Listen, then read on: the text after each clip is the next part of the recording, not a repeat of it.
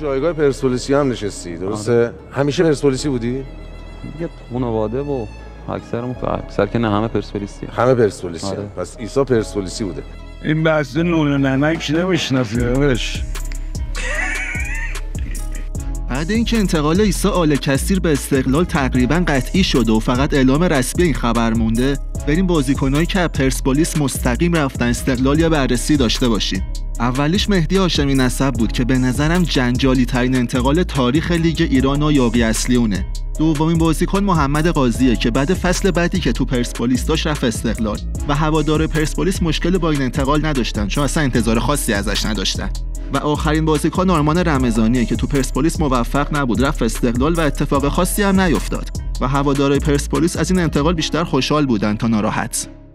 حالا میدونم که تو هم هستی خسته، منم خوابم یا خدافزی میکنیم دیگه بس.